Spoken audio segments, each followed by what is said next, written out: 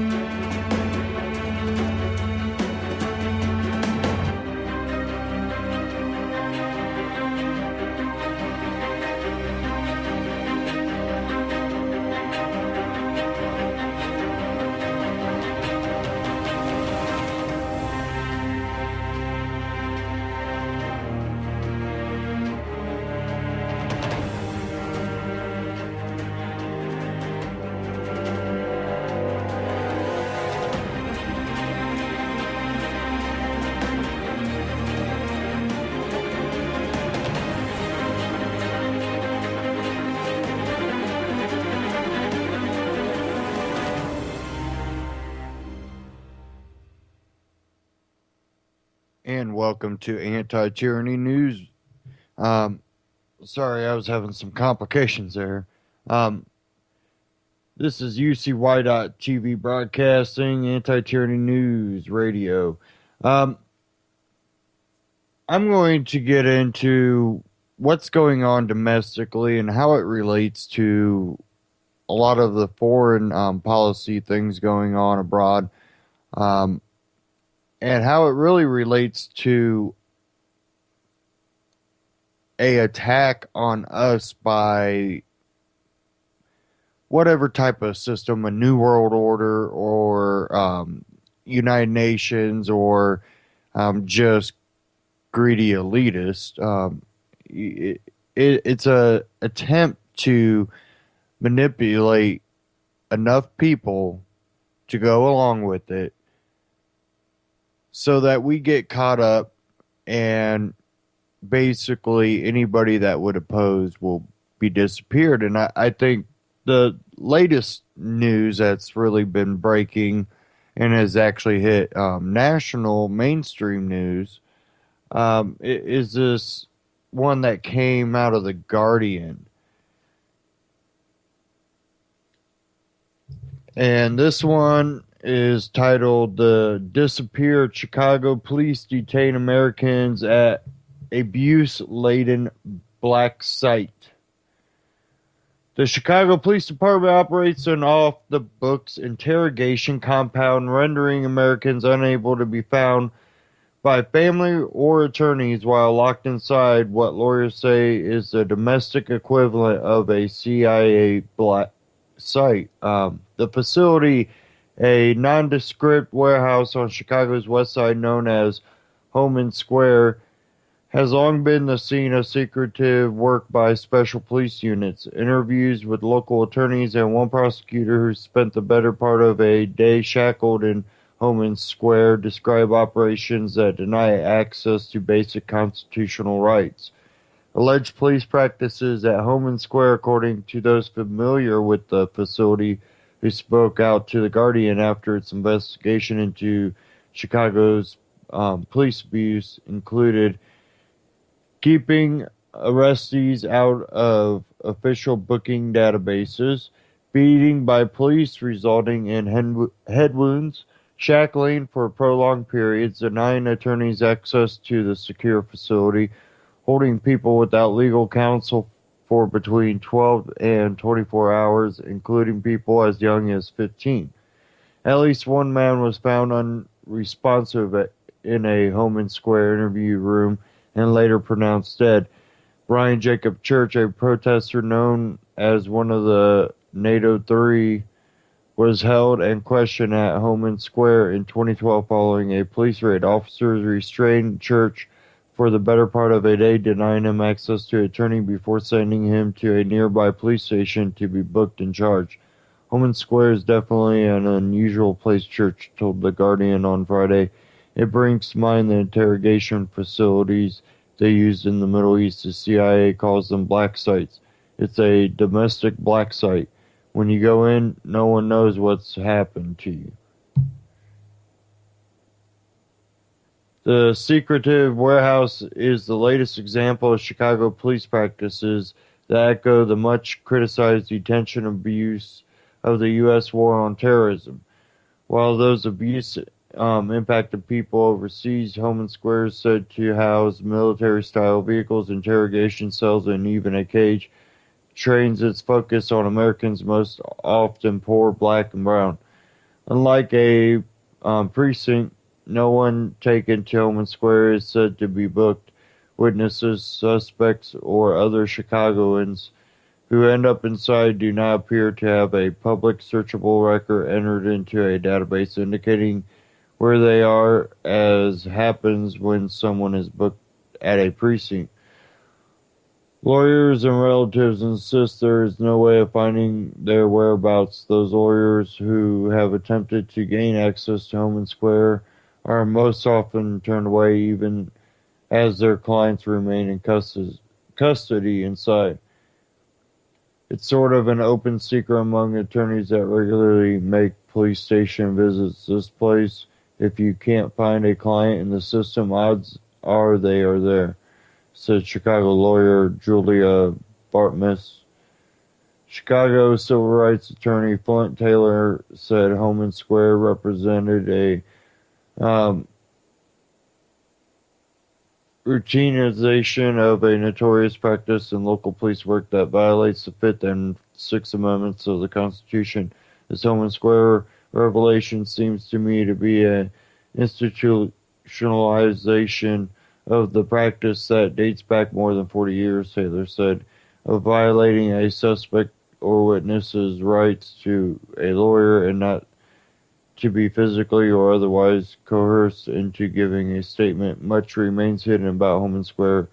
The Chicago Police Department did not respond to the Guardian's questions about the facility, but after the Guardian published the story, the department provided a statement insisting without specifics that there's nothing untoward taking place at what it called the sensitive location home to undercover units.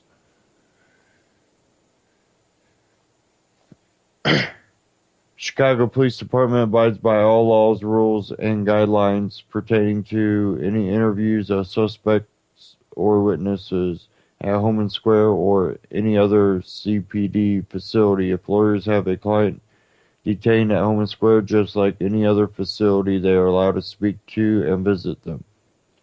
It also houses CPD's evidence recovered property section, where the public is able to claim inventoried property. The statement said something numerous attorneys and one Homan Square arrestee have denied.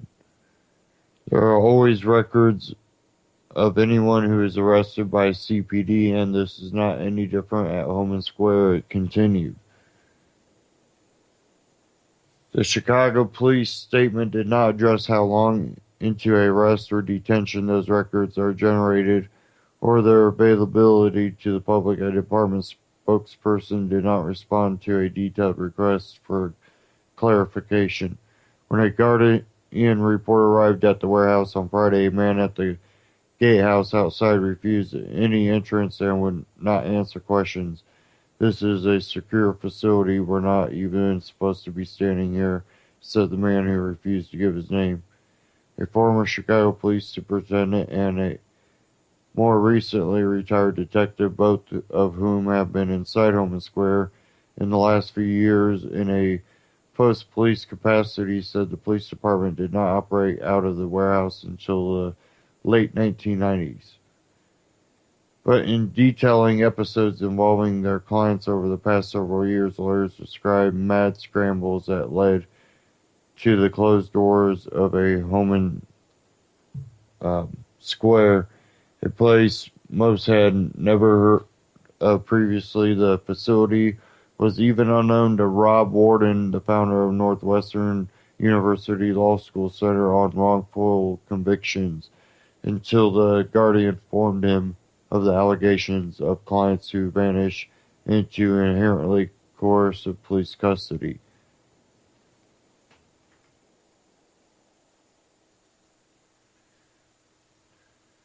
They just disappear, said Anthony Hill, a criminal defense attorney, until they show up at a district for charging or are just released back on out onto the street.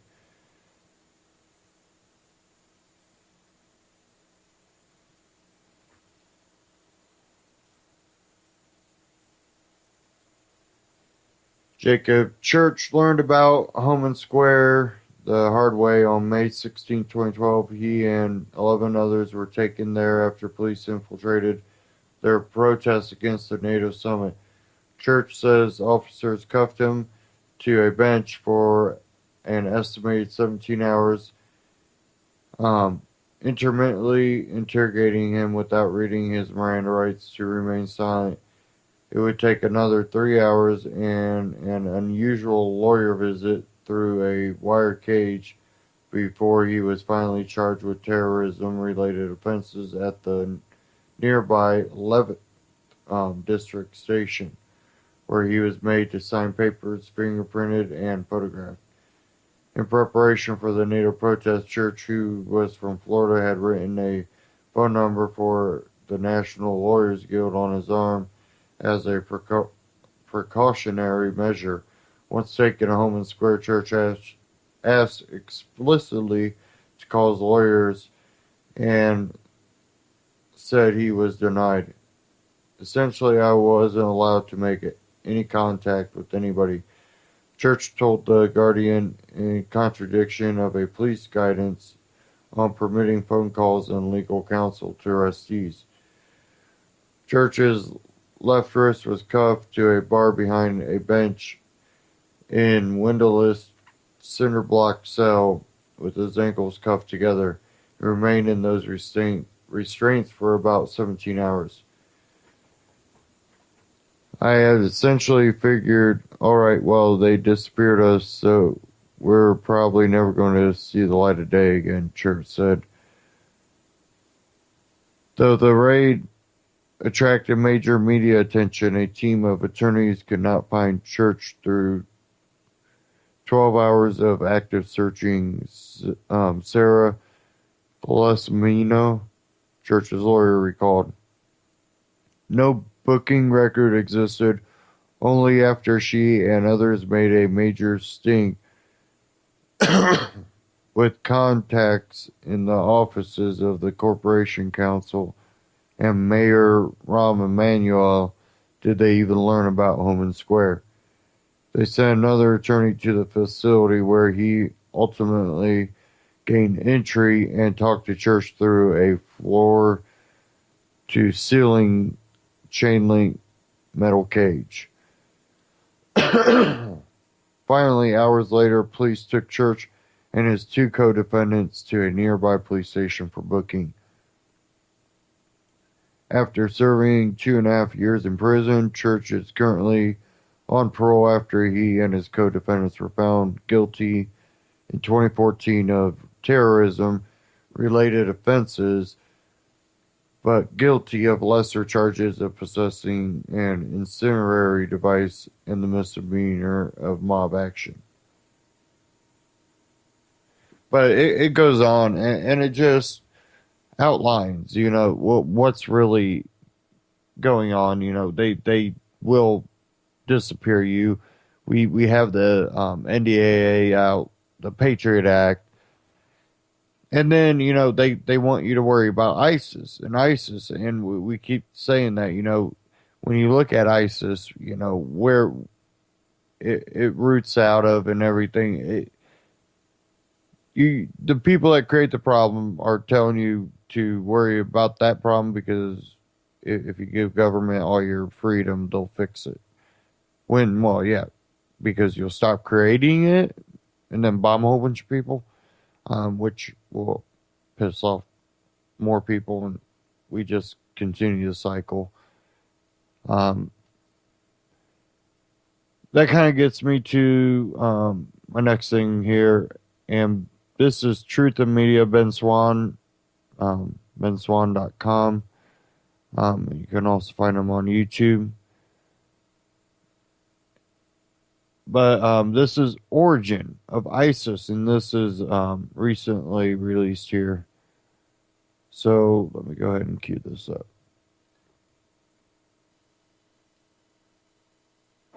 ولقد سبقت كلمتنا لعبادنا المرسلين. It is the most important story in the country. The next major war for the United States is with ISIS.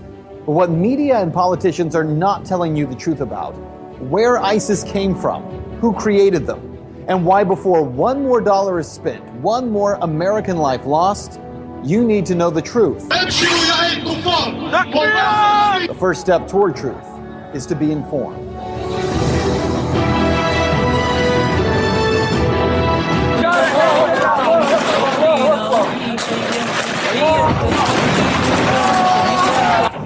The name ISIS is one that every American knows by now. The biggest threat to our national security since Al-Qaeda, right? They are a brutal, savage group known for public beheadings and mass executions.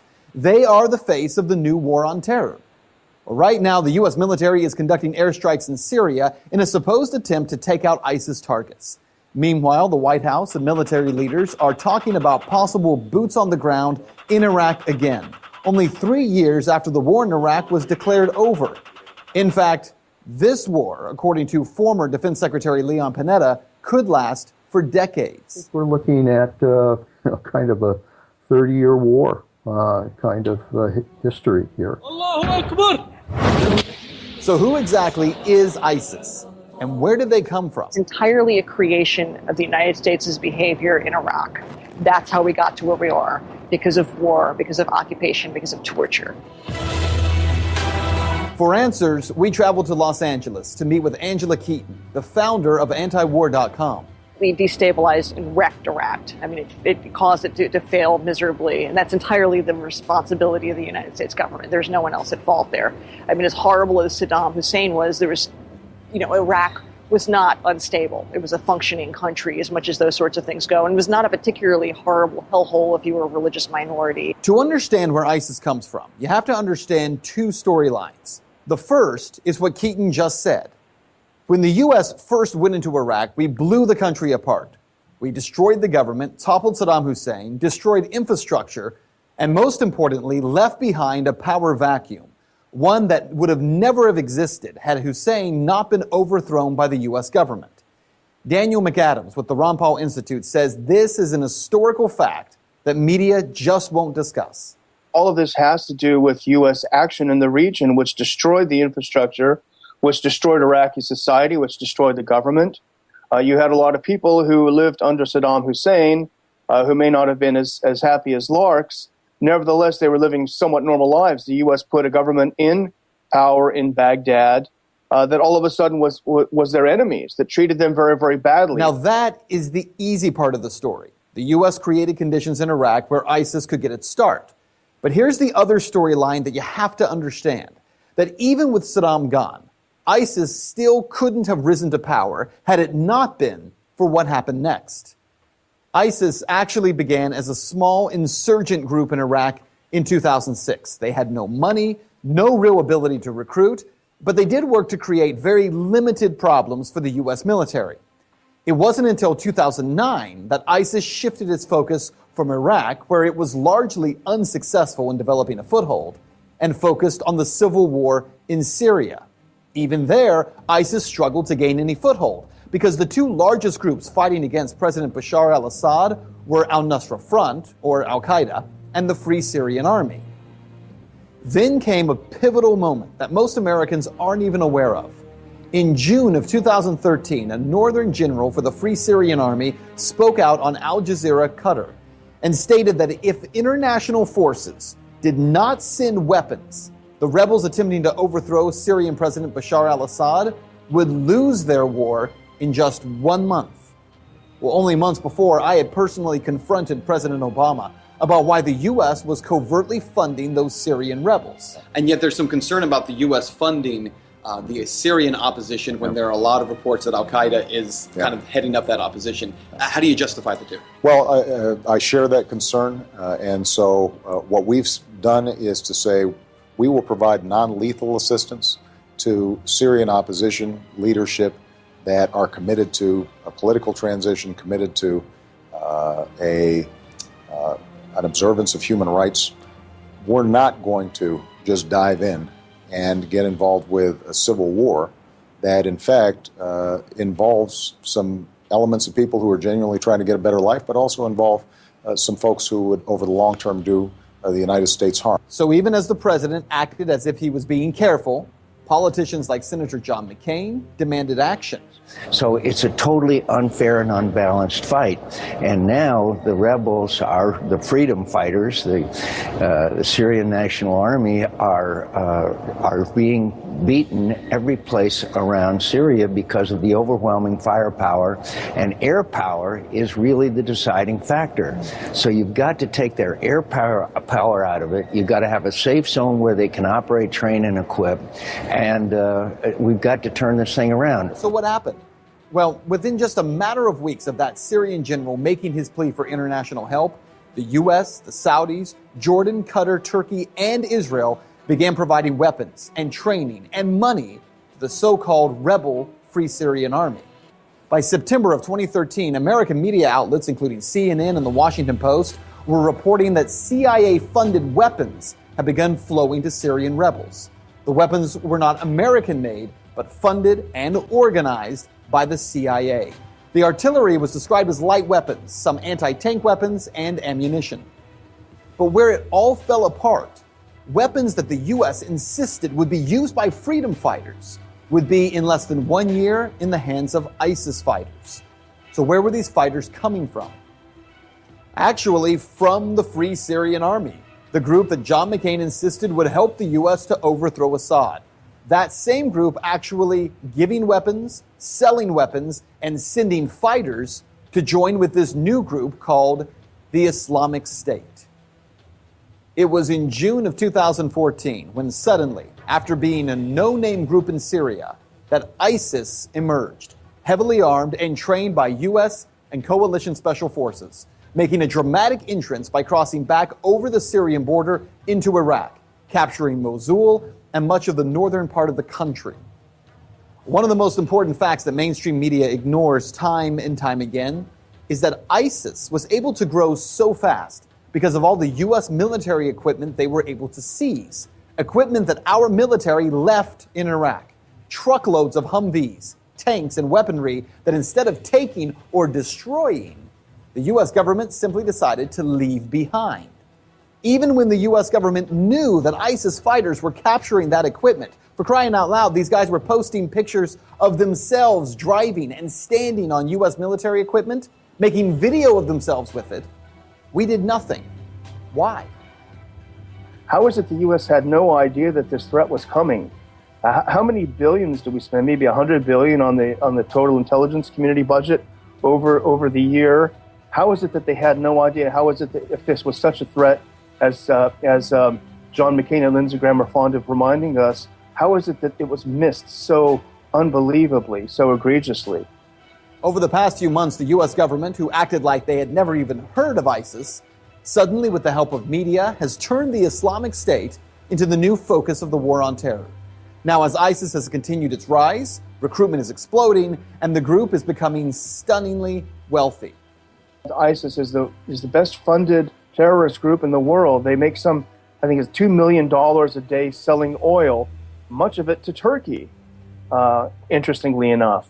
And if you look at the U.S. response to this, the U.S. response to ISIS becoming extremely rich by selling oil and undercutting the competition is to blow up the oil fields, which to me makes no sense. You're blowing up the infrastructure. It happens to be in Syria, so you might think that there is another motive there. But why wouldn't the U.S. sanctions anything that moves when it's angry? Why can't you sanction the banks that are helping finance these deals? Why can't you sanction the oil companies that are participating in this? Why do you blow up the oil fields? It's a great question. And here are some other questions that defy logic when you start looking for answers. Why is the U.S. sending $500 million to the Free Syrian Army to fight ISIS when the FSA is one of the biggest suppliers of fighters and weapons to ISIS? Why are we sending new and more powerful weapons to the FSA, like anti-aircraft missiles, weapons that we know will end up in the hands of ISIS? ISIS, of course, is going to now have anti-aircraft missiles provided by the U.S. and the Saudis. The Saudis are getting them from the Chinese, though, now, so there can be plausible deniability because inevitably these sweethearts in the sweetheart rebel groups in Syria are going to start shooting down, if they have the ability, passenger jets. And then we're going to want the plausible deniability. Say, no, it's with Chinese weaponry, as if it's going to make any difference. Well, there are so many questions that we could ask, but let's just cut to the chase here, because what you need to know about this is that ISIS is not the creation of American inaction, which is what the media is going to tell you. No, they are the product of direct action. First, the action of creating a power vacuum in Iraq, and secondly, arming violent jihadists, hoping they would overthrow a leader in a neighboring Middle Eastern country.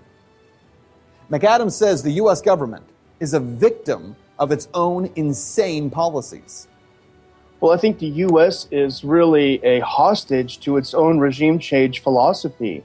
The U.S. is very good at blowing things up and destroying societies, but it is very, very bad at putting them back together. Is that true? Well, you decide. Fact. Our government armed Osama bin Laden and the Mujahideen in Afghanistan and created Al-Qaeda. Fact. Our government helped supply Saddam Hussein chemical weapons for him to use against Iran in 1980 and then overthrew him in 2003. Fact. Our government trained rebel fighters in Syria who would become the group today known as ISIS or the Islamic State.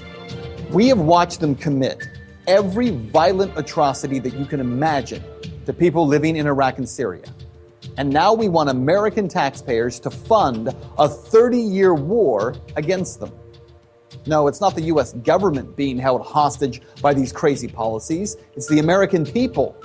And it's time that we reject the destruction of people groups around the world for the sake of foreign policy that makes so-called defense contractors rich and perpetuates violence, death, and destruction of entire people groups.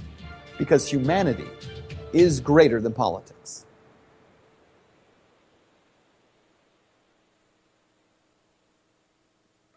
Please go to benswan.com or find Ben Swan on YouTube. Share that video. Very informative. And it really gets back to, we create the problem then because they already have a solution. And the solution involves taking your rights away. And I think things like the Chicago Black site, it's allowed to happen because it's more of a test ground for things like this and NDA. And it can be justified with things like the NDA and, Patriot Act and just call you a terrorist and they take your rights away. And, we've been saying for a long time that, things like the NDA and Patriot Act, these are only legislation to justify things that they've already started to do. They might not be doing it in a large scale at the time, but it's always something that is being passed to justify something that they've already started. And, look at everything that has been passed basically since, Bush was in office or Obama. Everything's been given a name to make it sound like it's for you, and it does always the exact opposite. And you think most people would have learned by now, and I think a lot of people have woken up to it, but some people still go, right when election time comes, go, oh, gotta go vote Democrat or Republican. And it's just a continual action. But, the voter turnout keeps going down. And I think with this whole quote illegal immigration, unquote, what they would call it, mainstream. Like I said, I'm for people being able to freely exchange with other people. I think borders are only government obstacles. But the way this is being conducted is for political gains and more control. And that's the problem. A lot of these immigrants will have to feel like they need a favor voting for the Democrats because they helped them get here, and it will just lead to more control. But nothing's, 100%. And really, what I also see is the ability for a civil war to really. A lot of people are going either extreme right or extreme left, and they're missing that libertarian philosophy in the mix. If you don't agree with me, you need to stay away from me. Why? Because they don't agree with you. Well, if you're grown up and you are responsible, that shouldn't matter. They're living their life, you live yours. What's the issue? But it's going to the extreme where if you don't agree with me, I want to have control over you. And well, that's not really the extreme. Is that not what we've been dealing with? And so when it goes to that extreme and it misses the libertarian or freedom loving type, ideology, it becomes an extreme version of what we've had in the past where they are dividing us in a violent way by constantly pushing for you not to have the right to choose what you do with your life or live your life. And what I mean by that is when you start pushing people that come from a racist background, but they are more open-minded, but you start pushing them, you push them back into that racist corner and make them more extreme. And a lot of times, religion might play a part in it in some cases. But I also know, many Christians that say, I don't believe in it. But I'm not going to hold that against someone. Others that might come from a more conservative religion. Let's say a baker. We've seen that in the news. I choose, I don't want to bake a cake for a gay couple because it seems, against my religion, whatever. When you force that upon someone like that pushes them even further and deeper into that belief that, they start having hate for a group of people because they're being forced to do things for a group of people. And that doesn't help.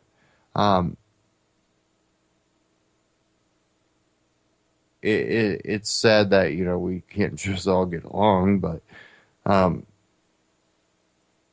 my goal would be to help a situation, not make it worse. And it seems that in every instance, they try to make it worse. And it divides the country to a point where we can't see, hey, diversity is actually beautiful. It gives you different perspectives. It gives you different influences. It gives you different perspectives on how you go through life, really. And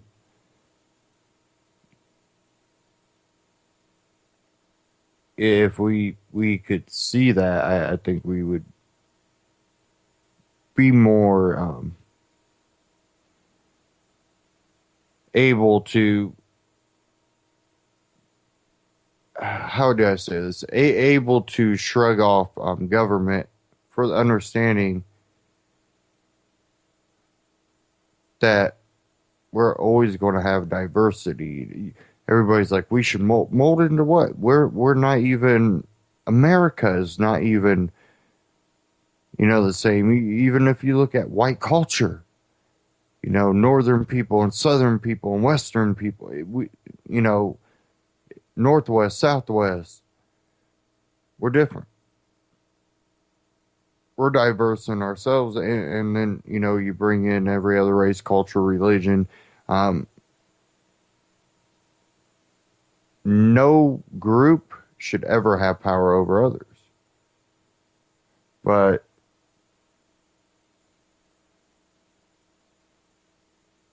it's one of those things that we have to understand, that we also have to be willing to stand up for people we disagree with, as long as they're not harming others or forcing something upon another person. I don't think that we should ever, question, should we stand up for this person's rights? As long as we're not doing it in a way that, not only are we going to stand up for this person's right, we're going to demand that this be pushed upon everyone else. Just that no one can force you to live a lifestyle that you don't want.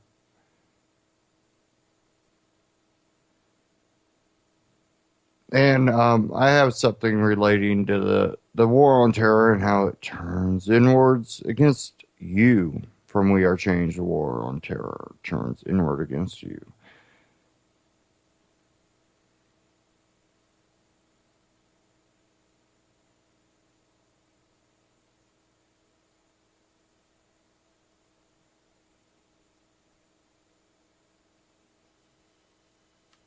The corporate power establishment has been proven to be known liars. Trust in the U.S. government is at an all-time low. But for some reason, when individuals start questioning the individual acts of these known liars, we are called conspiracy theorists. We are called nut jobs, lunatics, and now we're being called dangerous. There's a new DHS intelligence report that warns of domestic right-wing terror threats. And in this new report that's being shoved around all over the mainstream media, they warn about these right-wing sovereign citizen extremists. Now, where does this information come? What influenced the DHS and the FBI to come out with such reports? And that's organizations like the Southern Poverty Law Center, an organization that has over $200 million. They get their funding from Soros, the Ford Foundation, JP Morgan and Chase, and other nefarious, treasonous individuals and organizations. Now, who does this very important group that works very closely with the FBI, with the DHS, with the police departments, who do they label as these patriot extremist groups? No surprise. Us. We Are Change. The Southern Poverty Law Center, which works with the FBI and DHS on creating these intelligence reports, lumps in We Are Change, and they lumped us in with neo-Nazis and the KKK.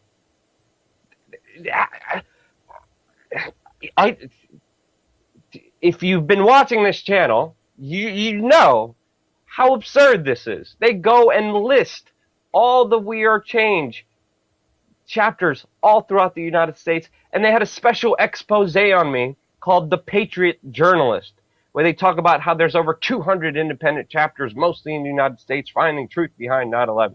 Yes, we're finding truth behind 9/11 because the official 9/11 Commission investigation group said that they never even found the truth. There's 28 pages that are still classified by Obama, who promised to declassify them. Of course, he's a no liar, so he didn't do that. That prove how Saudi Arabia financed the 9/11 attacks. But yet, We are called conspiracy theorists for pointing out these facts on how Saudi Arabia was involved and how family members, rescue workers, survivors of the attacks, and rescue workers were pretty much lied to and screwed by the U.S. government. We talked about what people actually saw on that day, and we talked about real information.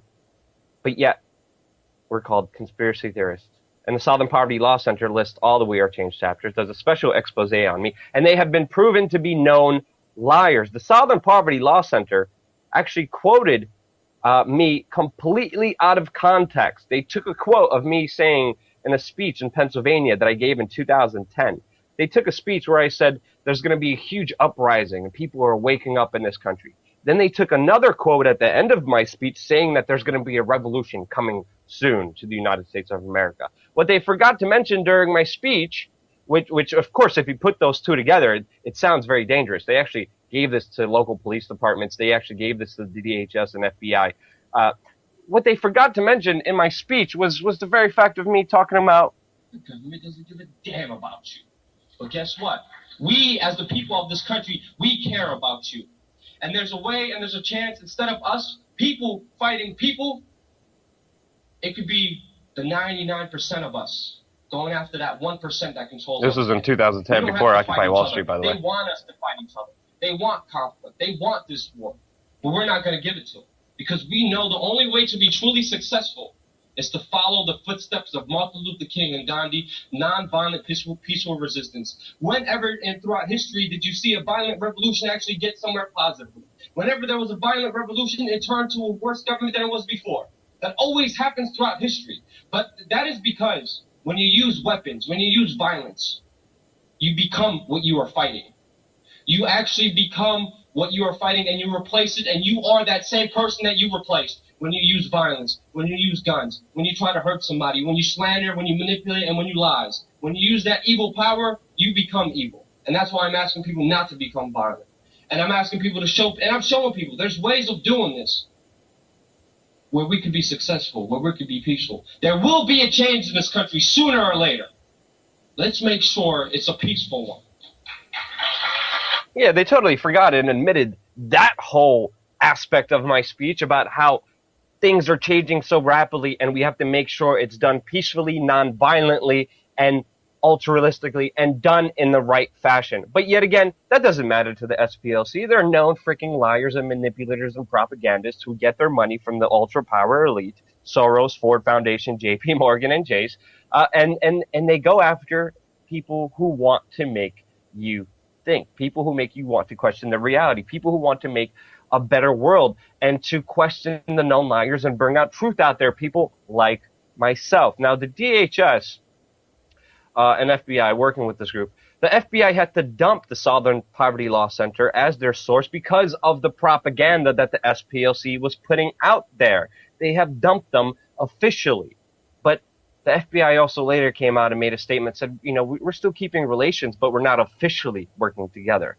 But they're still cooperating in many ways and many formats. Now, in this article, they list, the DHS report lists 24 sovereign citizen attacks that happened in the United States since 2010.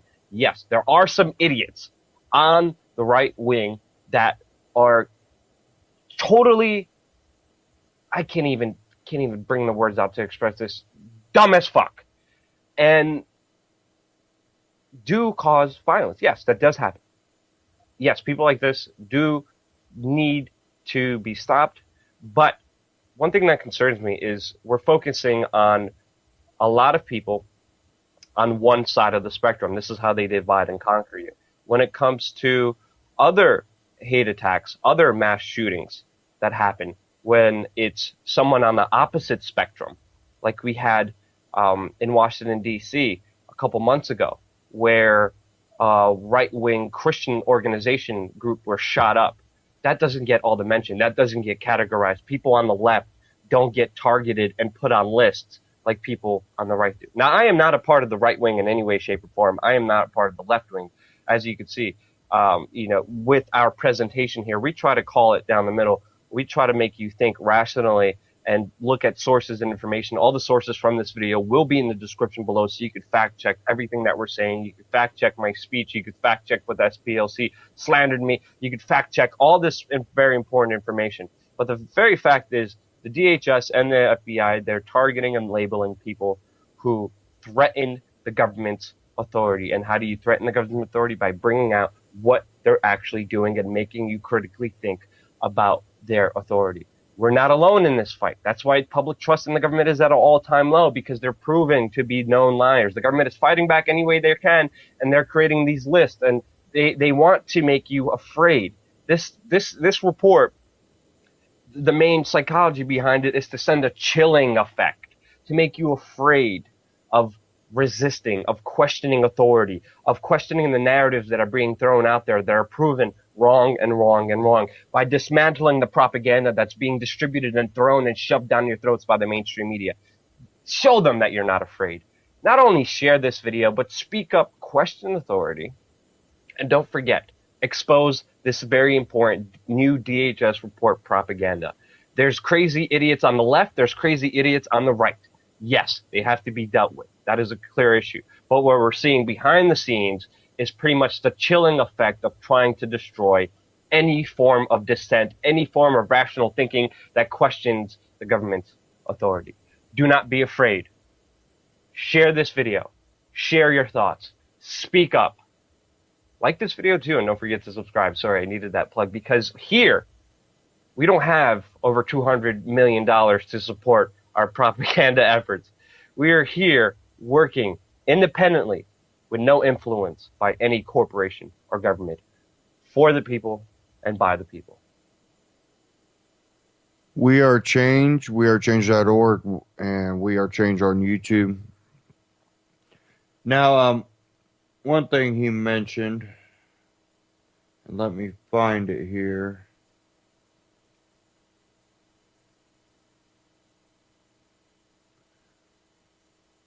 From Reason.com, exclusive, here's the new Homeland Security report on sovereign citizen extremist violence.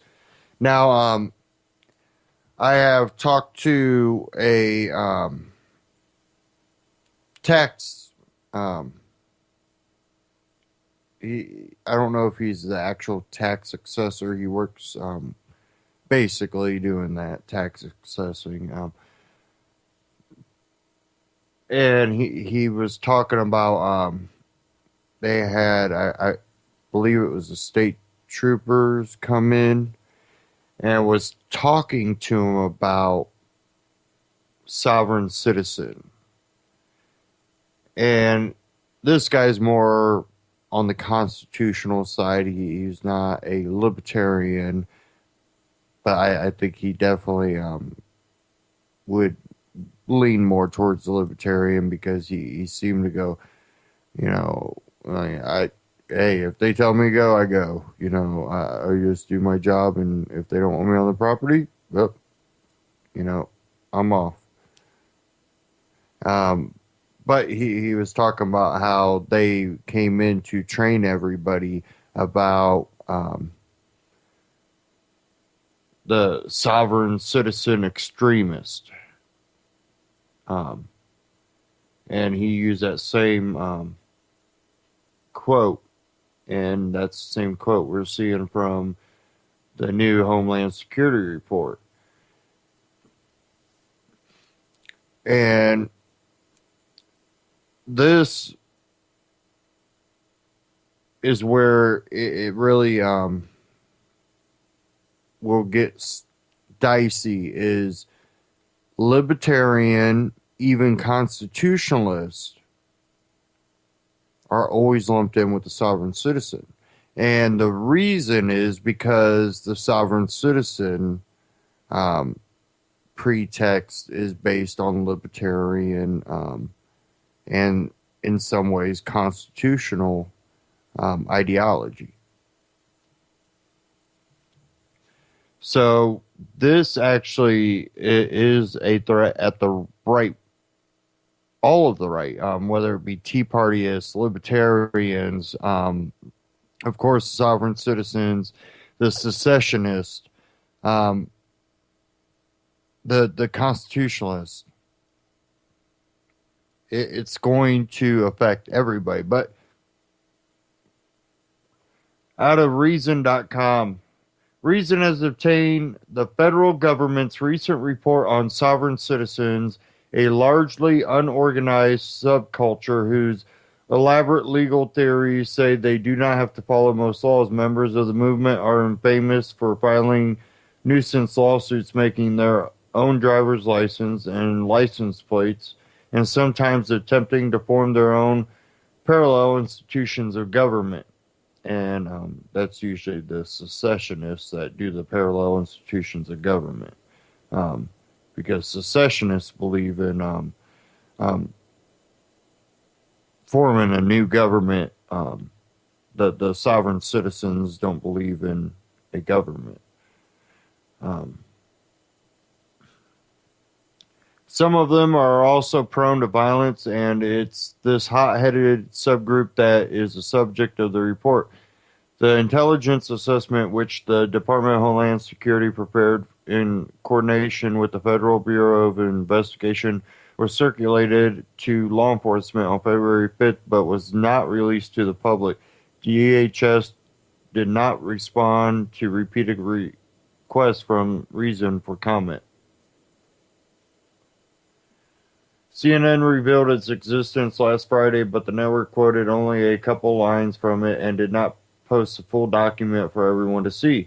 We posted it here. If you've seen the sensationalized coverage the sovereign citizens have been getting in some quarters, CNN announced its find that the front page headline, "Bigger Threat Than ISIS." The report's rather measured contents might surprise you. The document declares on its first page that most sovereign citizens are nonviolent and that it will focus only on the violent fringe within a fringe. The people it calls sovereign citizen extremists, it describes their violence as sporadic and does not expect its rate to rise, predicting instead that violence will stay at the same sporadic level in 2015. The authors add that most of the violence consists of unplanned reactive clashes with police officers, not pre-planned attacks. And that's kind of in line with what they were telling him.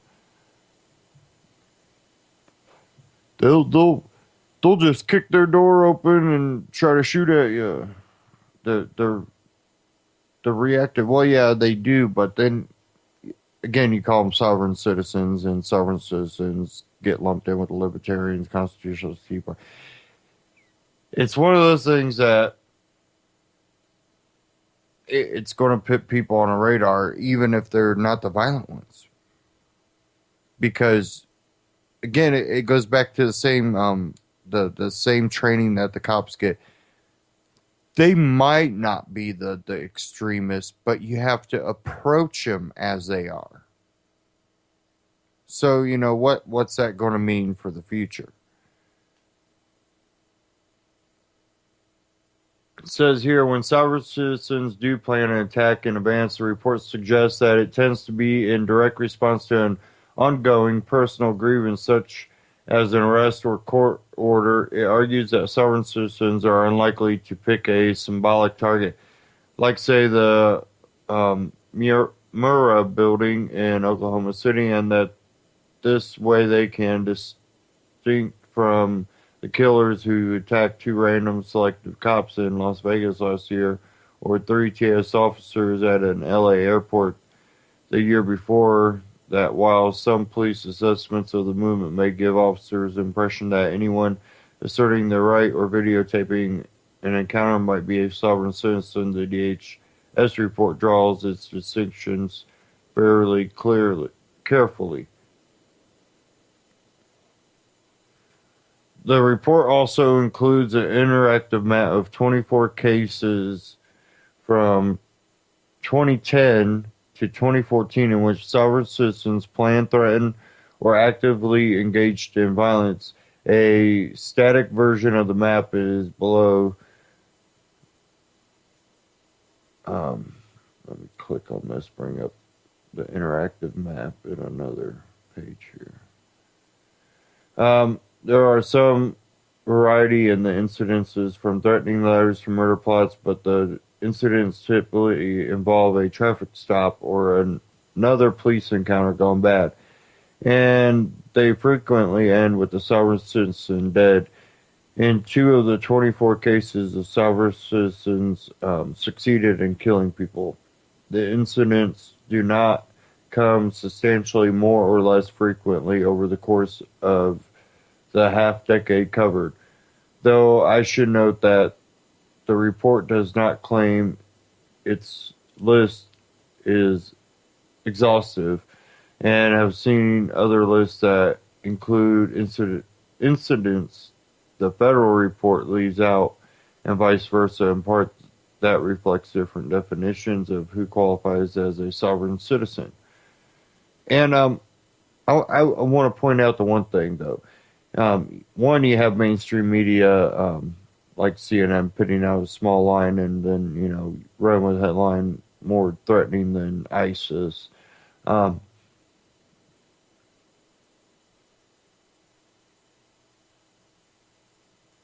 It's one of those things that having the report in the first place talking about sovereign citizens. Well, according to this, there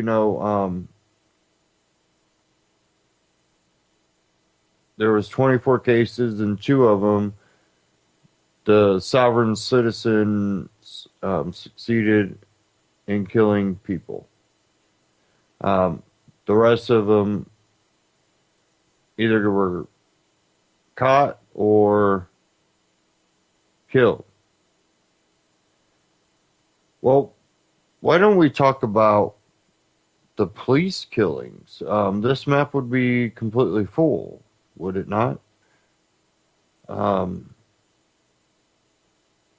But we have them pitting out a intelligence assessment from Homeland Security called Sovereign Citizen Extremist Ideology Will Drive Violence at Home During Travel and at Government Facilities.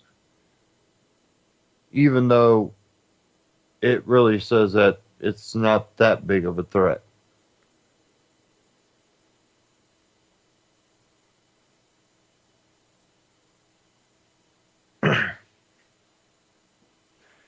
It says here, in short, the DHS report presents sovereign citizen violence as a fairly rare risk that officers should nothing less be prepared for should it arise. See?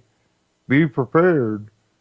Everyone you encounter might be a sovereign citizen, so treat them all as they might be. It does not claim that the threat to police is growing, but it doesn't matter if you tell them to be prepared. Does not conflate the sovereigns with other anti-government groups. It makes no broad claims about terror on the right. The word right-wing appears nowhere in the document, and it does not compare the sovereign to ISIS or to any other foreign terrorists. No, but CNN did. So where did CNN get the headline bigger threat than ISIS? By also citing a completely separate study published last July in which the National Consortium for the Study of Terrorism and Response to Terrorism surveyed state and local police. Cops ranked sovereign citizens as America's most serious terror threat, with the Islamists coming in second. The survey did not ask specifically about ISIS, and it's unlikely that the group was on many officers' mind. The poll took place in late 2013 and early 2014, before the ISIS started to dominate the headlines.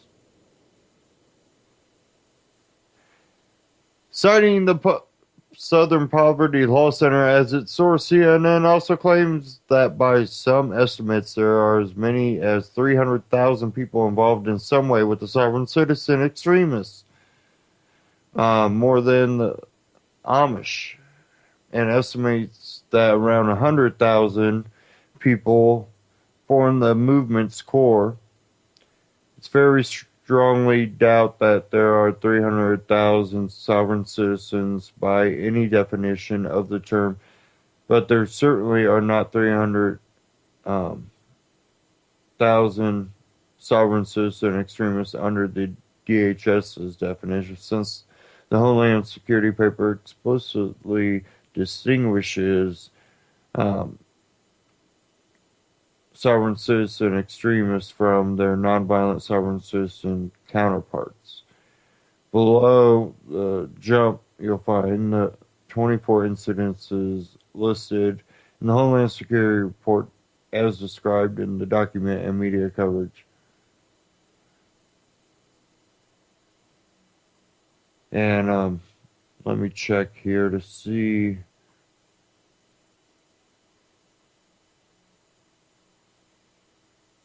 I wanted to see something.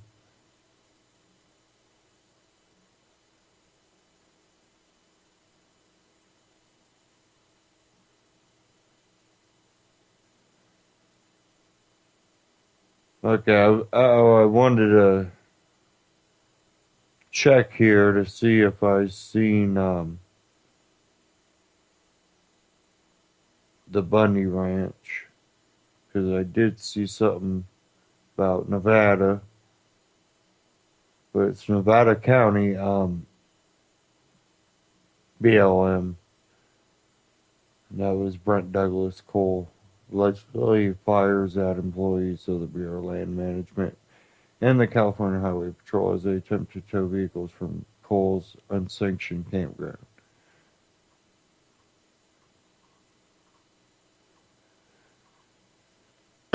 But you best bet that from what I've heard, basically they're not.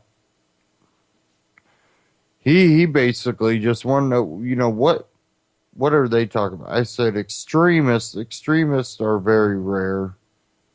I told him that, and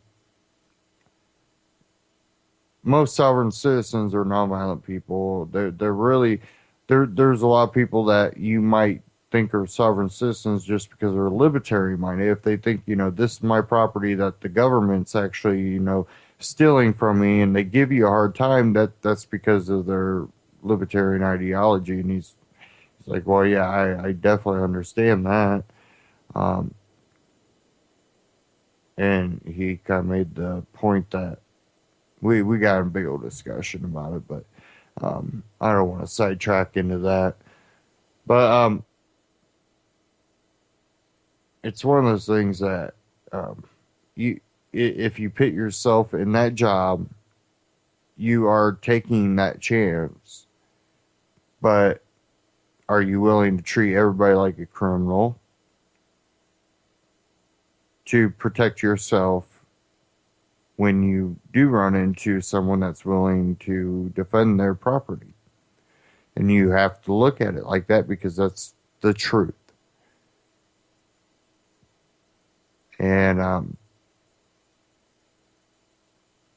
I'm someone that, I pay my taxes because I don't want to be in a fight with the federal government. I think there's better ways to fight them. And that's why I do this broadcast. And we'll get into some more here. I want to take this chance to tell you about the UCY store. UCY is partnered with Amazon, and they put together a collection of great prepping gear, anything from typical camping gear to radiation protection. They have a great collection there, and it's all through Amazon, so you're getting the same great price. And you're also helping the network, and they get their little kickback from that. So check them out. Go to ucy.tv and click the UCY store tab, and it'll take you right to it. And you can also shop the rest of Amazon and, again, get the great deals that Amazon offers, and UCY will get their kickback from that to help support and keep broadcasts like Anti-Tyranny News Radio and all the other great broadcasts here on UCY.tv. So go check them out. And, one thing that I think is essential when you're prepping is diversifying your wealth in a way that you have something no matter what the circumstance. And, it's really hard to prepare for everything, but you can diversify whether you invest with Bitcoin, seeds, ammo, prepping gear, radiation gear, or gold and silver. It's one of those things that you should always be diverse. And when it comes to gold and silver, my choice is Magi Metals, and that's someone that I've trusted and have done business with, and they have great deals. They now offer a tier program with their gold system. So before you were still getting same great deals on gold, but now they're offering even better deals when you're buying it in bulk.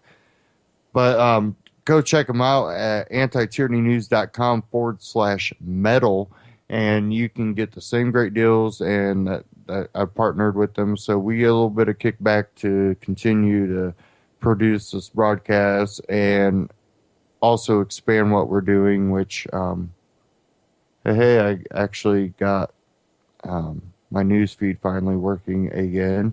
So I'll be able to start posting. Had quite a few bugs to work out. I'm not the most technical person. I'm not a coder and all that. I know some stuff. I've taught myself things, but I don't do it on a regular basis, so I had to rely on other people. But finally got that working, and we will be starting post again here.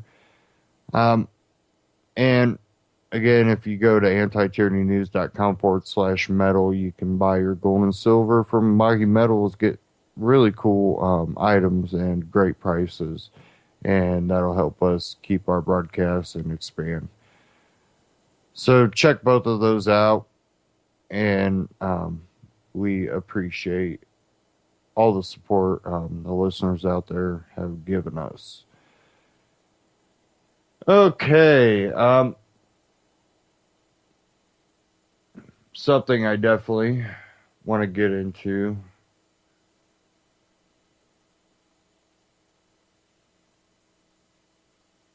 Well, hold on. I have one more, too, that I do want to get in here. Redflagnews.com.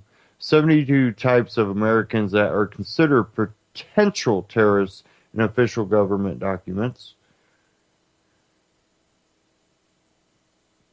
Are you conservative, a libertarian, a Christian, or a gun owner? You are opposed to abortion, globalism, communism, illegal immigration, the United Nations, or the New World Order? Do you believe in conspiracy theories? Do you believe that we are living in the end times, or do you ever visit alternative news websites such as this one? If you answered yes to any of those questions, you are a potential terrorist according to official U.S. documents.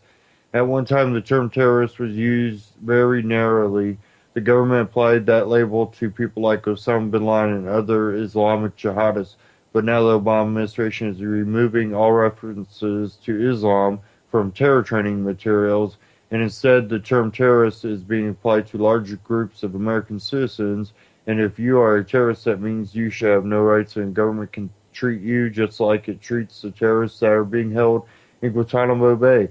So if you belong to a group of people that is now being referred to as potential terrorists, please don't take it as a joke. The first step to persecuting any group of people is to demonize them. And right now, large groups of peaceful, law-abiding citizens are being ruthlessly demonized. Below is a list of 72 types of Americans that are considered to be extremists or potential terrorists in official U.S. government documents. To see the original source document for each point, just click on the link. As you can see, the list covers most of the country. And this is from redflagnews.com. So this one report, they label it in a way that makes it look like, you better be scared as an officer, but in the actual report, it actually says it's a rare occurrence. But if you go through all of what they've been given, they're just going to see the title of it and be like, we've been taught this. We've been taught this. And they're just expanding what they've been taught previously. And I'm going to go through this list here. Number one, those that talk about individual liberties.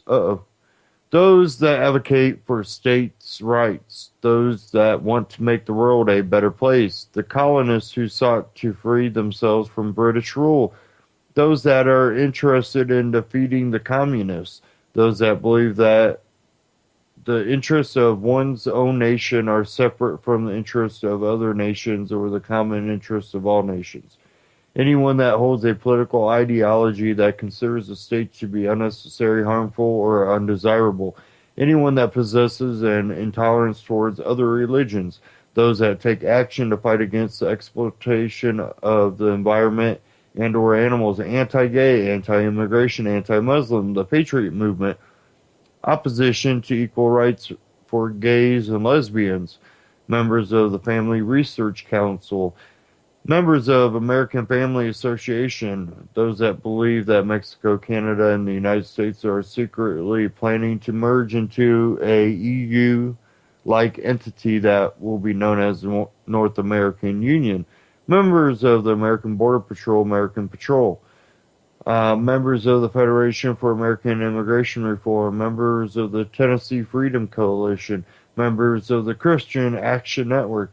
Anyone that opposes the New World Order, anyone that is engaged in a conspiracy theorizing, anyone that is opposed to Agenda 21, anyone that is concerned about FEMA camps, anyone that fears impending gun control or weapons confiscations, the militia movement, the sovereign citizen movement, those that don't think they should have to pay taxes, anyone that complains about bias, anyone that believes in government conspiracies to the point of paranoia, anyone that is frustrated with mainstream ideologies, anyone that visits extremist websites and blogs, anyone that establishes website blog to display extremist views, anyone that attends rallies for extremist causes, anyone that exhibits extreme religious intolerance, anyone that is personally connected with a grievance, anyone that suddenly acquires weapons, anyone that organizes protests inspired by extremist ideology, militia or unorganized militia, general white right-wing extremists, citizens that have bumper stickers that are patriotic or anti-UN, those that refer to an army of God, those that are fiercely nationalistic as opposed to universal and international in orientation, those that are anti-global, those that are suspicious of centralized federal authority, those that are reverent of individual liberty, those that believe in conspiracy theories, those that have a belief that one's personal or national way of life is under attack, those that oppose a belief in the need to be prepared for attack either by participating in paramilitary preparations and training or survivalism, those that would impose strict religious tenets or laws on society,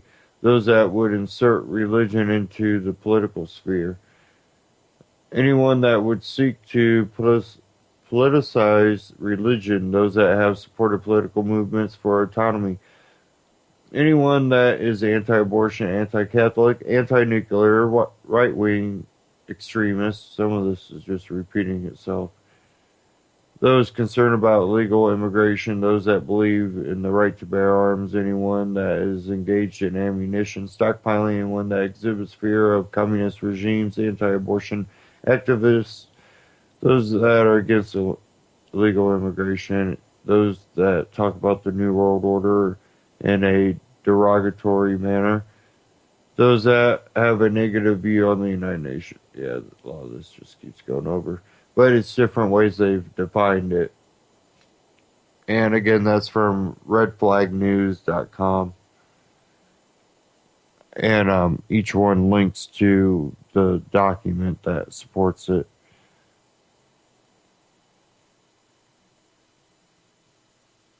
And at this time,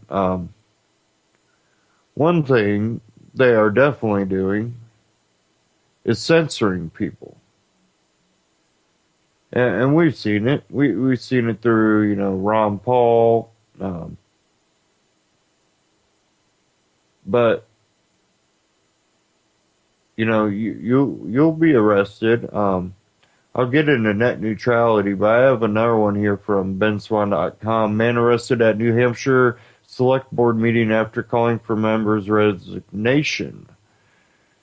Alton, New Hampshire. An Alton, New Hampshire resident was removed from a Select Board meeting, arrested, and charged with disorderly conduct after he opened during public comment that the selectmen should resign. The man arrested, Jeffrey T. Clay, has attended several Alton Select Board meetings between December 2014 and February 2015, according to Alton's meeting minutes records. In past meetings, Clay has alleged that the Select Board ignores the rules and laws of the board and has further accused the board of violating New Hampshire's right to know law. He has also voiced his objection to having police presence at the Select Board meeting, describing the presence as a way to intimidate the public. The Alton Select Board recently adopted a policy regarding public comment at the meeting, limiting speaking time for each individual to 5 minutes. At the February 3rd meeting where Clay was arrested, he had spoken for about 40 seconds, criticizing the selectmen's poor decisions and continued violations of the citizens' rights, and urging them to resign before Selectman David Hussey interjected, "This is character assassination," and left the room. The board decided to close public comment after Clay had spoken for just 2 minutes, stating that Clay was making defamatory and libelous remarks. Clay continued to speak despite the board's motion and was approached by Alton Police Chief Ryan Heath. Clay was placed under arrest after rebuffing Heath's several orders to leave the meeting. He told the union leader that Clay was warned 3 times at this meeting, but when I tried to talk to him, he started being combative with me. Heath appeared to take exception to Clay's repeated accusations at several select board meetings.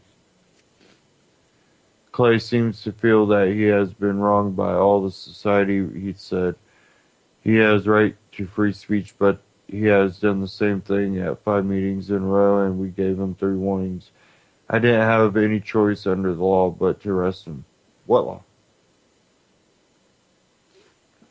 You can't have disorderly conduct at a meeting that isn't term violent because he's speaking about something you don't like. That's not disorderly conduct. That's free speech. He has a right to free speech, but he's done the same thing at 5 meetings in a row. Yeah, free speech and say, well, you're allowed up to 3 meetings to talk about that. And then you have to, no, that's not how it works.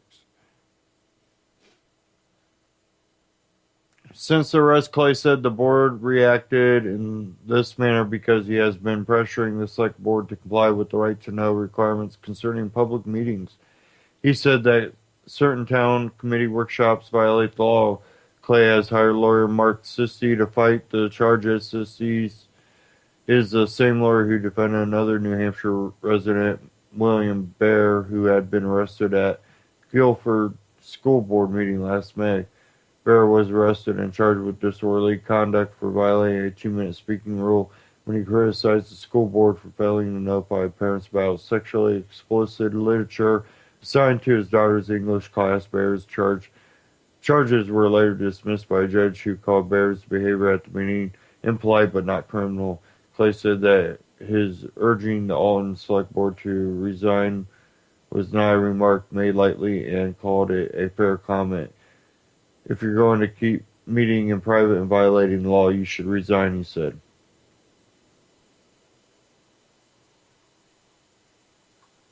So, if you call out too many times, they might arrest you. Hey.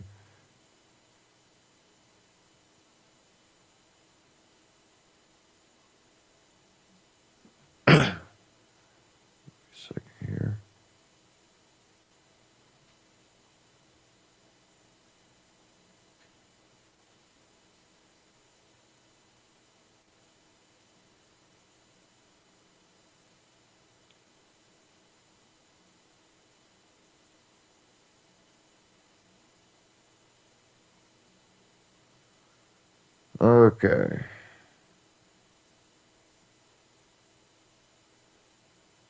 Now, something I haven't talked about lately is the weather. And we always see them just popping out new terms and putting them into talking points. And, you know, we're going to call it this. It was a vortex before. Now we'll call it the Polar Express every time when it does the exact same thing. But Adam Kokesh put out one talking about America and CIA fears Russia is controlling the weather. Well, things that have come out have proven that they've been trying to modify weather, weaponize weather, and that they have success with a lot of things they do. And you know, you were a conspiracy theorist before if you talked about it, but when it comes to talking about Russia, then we can fear that, well, Russia might be controlling the weather. We don't know how to control the weather. We don't do that, but Russia might be.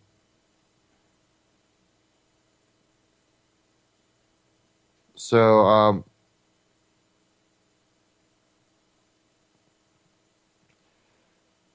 this is basically spy versus spy geoengineering news reveal about what our governments are up to. So, here we go.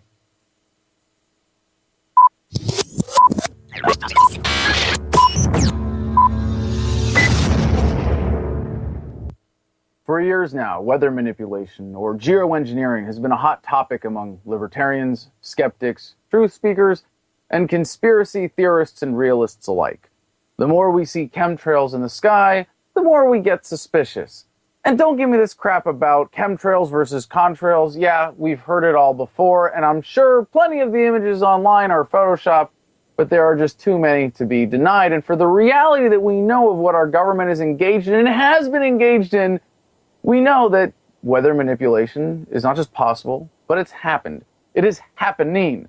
The only real question now is to what scale, to what end? And I'd like to share a story with you today, recently from the 15th of February this year, from the Daily Mail, that really reveals where we are with geoengineering right now in terms of who's behind it and what's going on. And I wish I could say, hey, we've got the smoking gun, but then, you know, it wouldn't be a Daily Mail article. But this is very revealing. And the reason this is so important to cover is that you see some extremes on either side of this debate. The people who say, look at every contrail in the sky, it's got to be a chemtrail, they're manipulating the weather everywhere. And, you know, they'll look at every incentive, and there are a lot of good incentives for manipulating the weather, from, you know, saving money, manipulating crops, policy, wars. I mean, like, it's been done before. So, you know, not really that much of a surprise that there's something going on now, just a matter of to what scale. And then you have the chemtrail deniers. Oh, no, everything is, it's just contrail, silly. Depends on the altitude and blah, blah, blah, blah, blah. And like, it's true that there are people who have some silly theories about, you know, how widespread they are or how widespread this practice is. And it's one of those things you'll find out decades later when they declassify all the documents. But this story from the Daily Mail is, can Russia control the weather? Climate researcher says CIA fears hostile nations are triggering floods and droughts. So we got to explain that a little bit, and the story does here. If it seems like it never stops raining, blame the Russians, or even the North Koreans. CIA chiefs fear hostile nations are trying to manipulate the world's weather. A leading academic has told how he got a mysterious phone call asking whether foreign countries could be triggering droughts or flooding. Professor Alan Robach from Rutgers University, New Jersey, said consultants working for the CIA. Now, if it was, this is where you got to question this story in and of itself too. Is this just some academic blowing himself up? To me, it has a ring of truth. You can totally dismiss this, but there's still some really good points in this story that need to be shared. So, consultants working for the CIA. If he said it was CIA agents, I'd be like, are they really that dumb? Are they really that slow when it comes to their own operational security? Well, this is Al Qaeda we're talking about. They made plenty of mistakes in the past, so who knows? But he said We'd like to know if someone is controlling the world's climate, and would we know about it if they were? So so he says, of course, they were also asking if we control someone else's climate, would they then know about it? So can we get away with this? Now, so the fact that we have gotten to the point where governments are talking about this, I mean, assuming that the story is true, not in the open, but openly enough that they're not going through this OPSEC, they're just doing this. This is the angle of the research. And just know, like, you know what? I'm drawing some conclusions that I'm saying are hypotheticals. I can't say with certainty.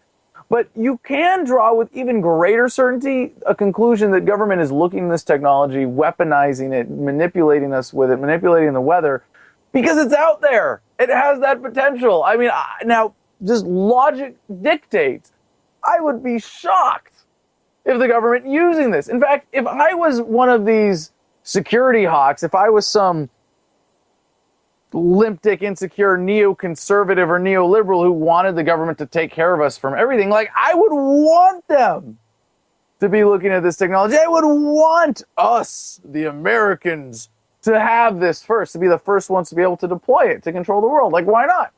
I wouldn't want this to fall into evil hands. And I just have to point out, this is really funny about the title and the assumption here. Climate researcher says CIA fears hostile nations are triggering floods and droughts.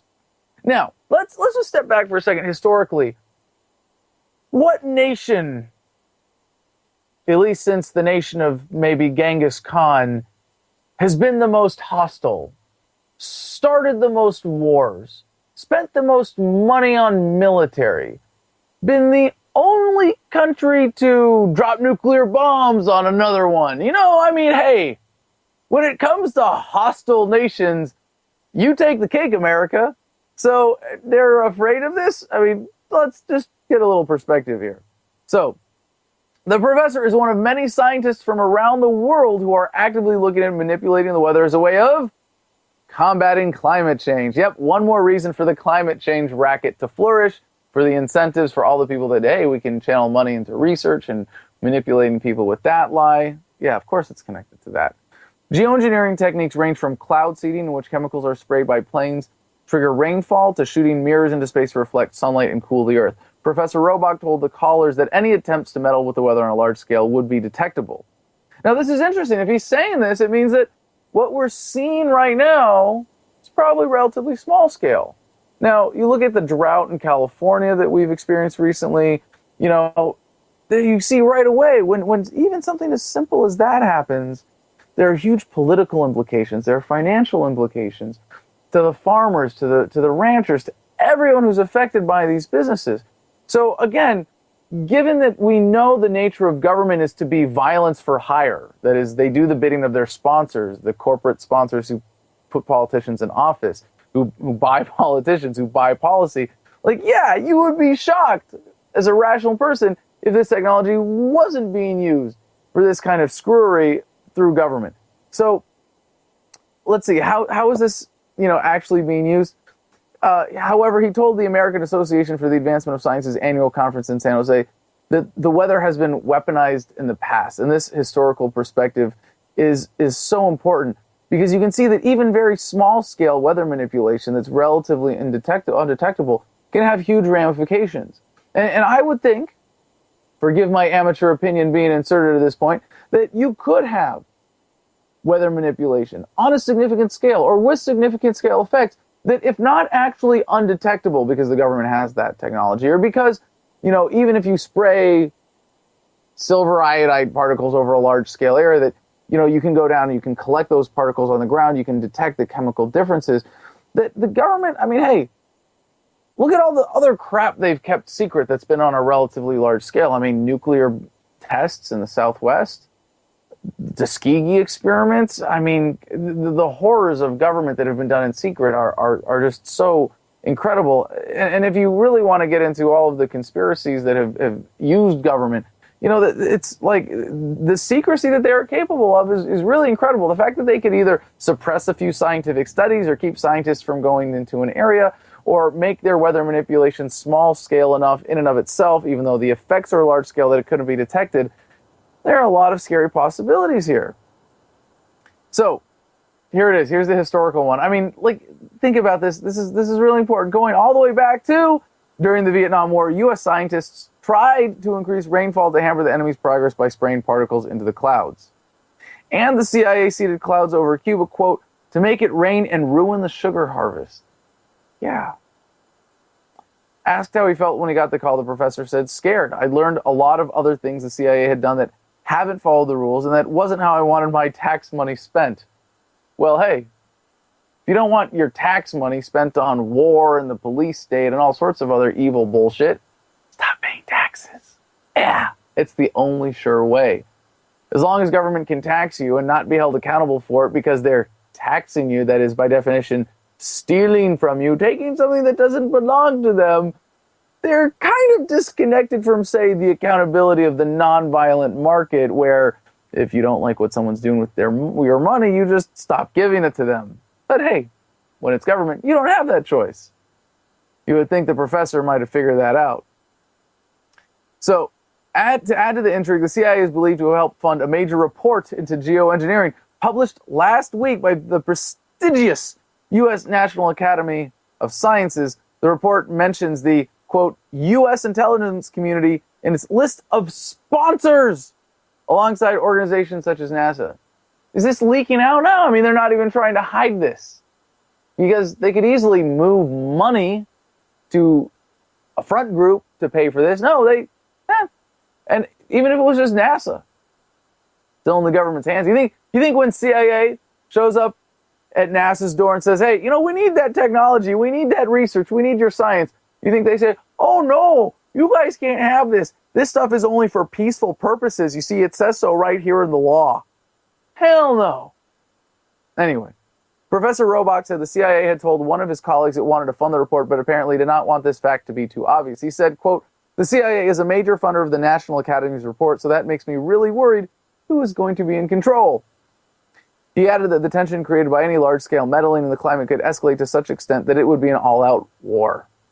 Geez, who would benefit from an all-out war?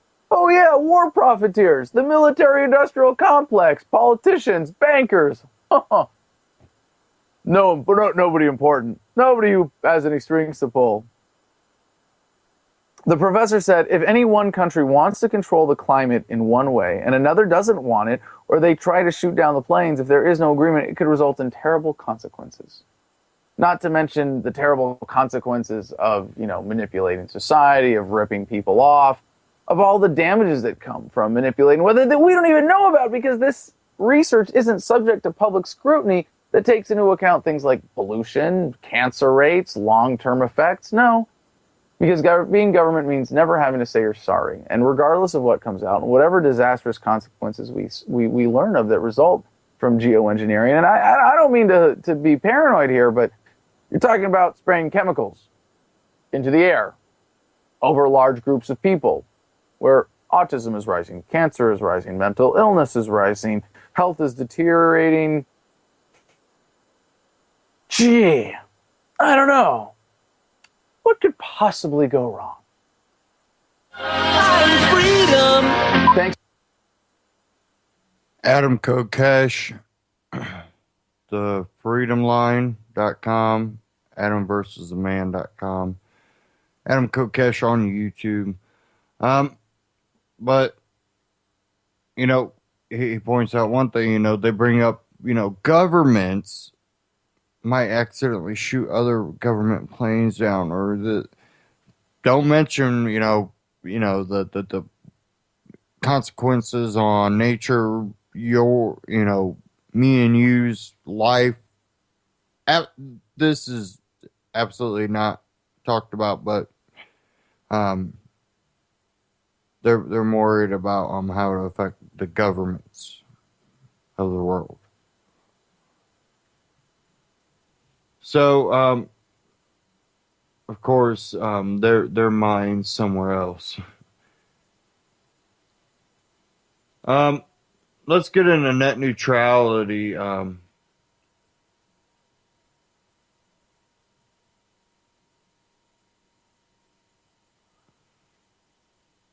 There's one from Wall Street Journal, of course.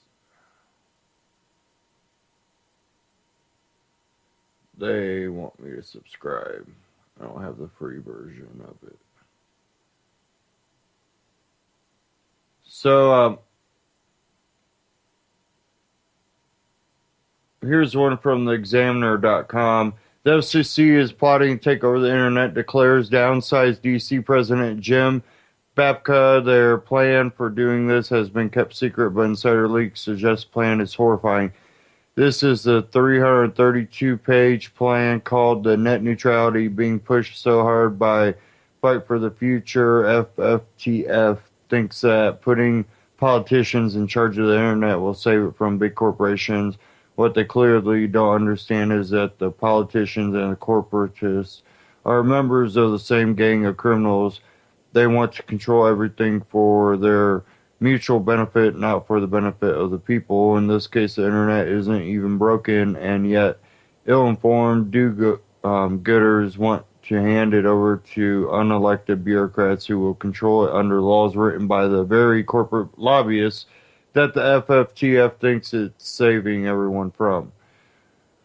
Net neutrality, according to Babka, would force ISPs to treat all customers equally in pricing and access.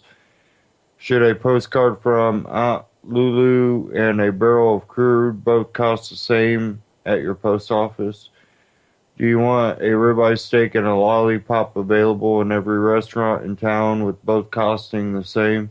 Who decides the cost? A bureaucrat, of course, but who will buy a sucker for the price of a steak, and who will raise, feed, process, transport, wholesale, and retail steaks for the price of a piece of hard candy on a stick? Who will do either at the same price and availability?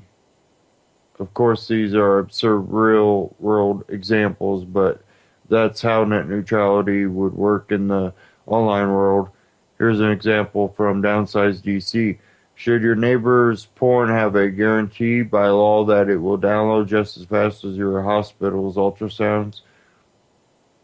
It will if the FFTF's and the FCC's idea of net neutrality becomes new politically driven,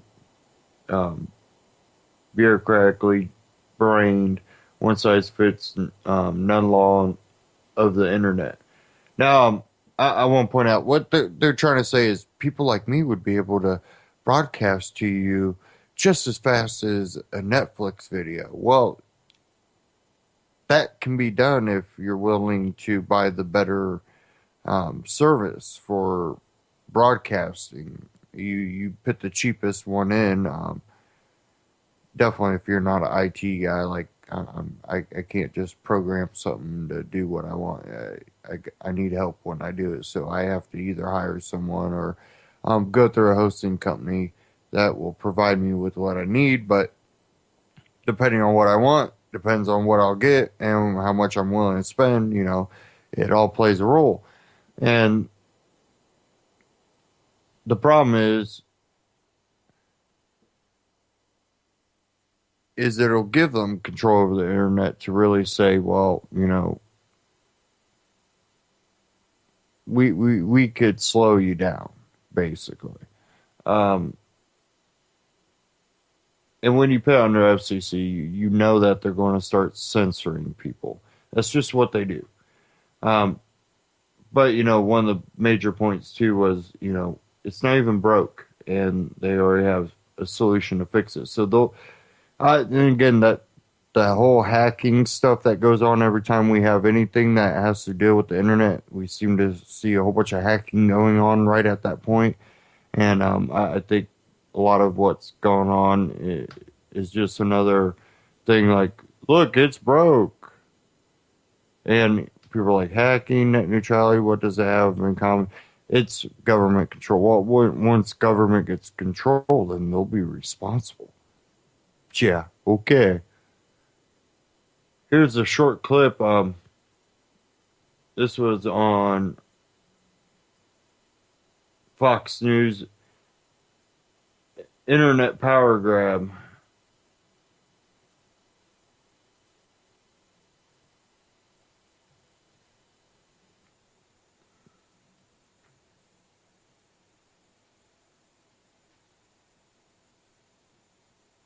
Maybe.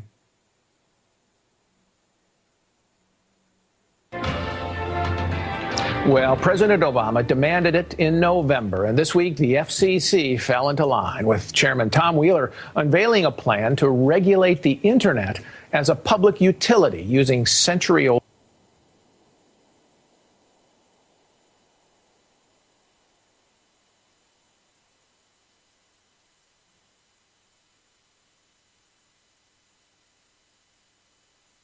rules meant for railroads and telephone monopolies to. And remember, they're treating this like a utility. So what have we seen with anything that's treated as a utility? A regulated monopoly. That's what they like to call it, but it's monopoly. Rein in today's broadband communications companies. Wall Street Journal assistant editorial page editor James Freeman and editorial board member Mary Kissel join us with more. So, James, since going back to the Clinton years, the Internet's been regulated lightly as an information service. Why now change it to a potential monopoly regulation? That's the question, because this policy has worked so well. It's because. Let me try to open it in YouTube because that is just not want to work.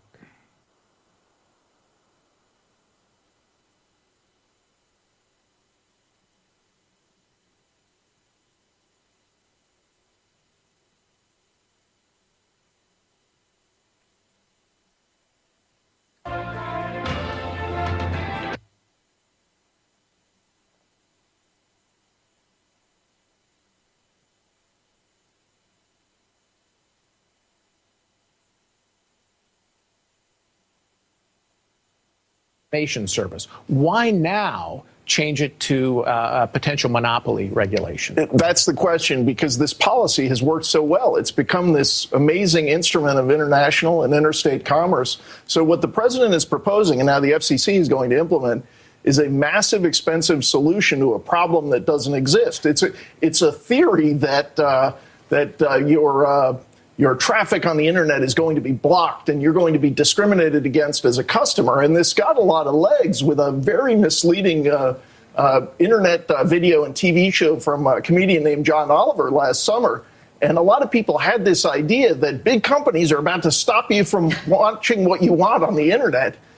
So the solution to the problem that doesn't exist is telephone-style regulation for the Internet. So I want you to answer my question.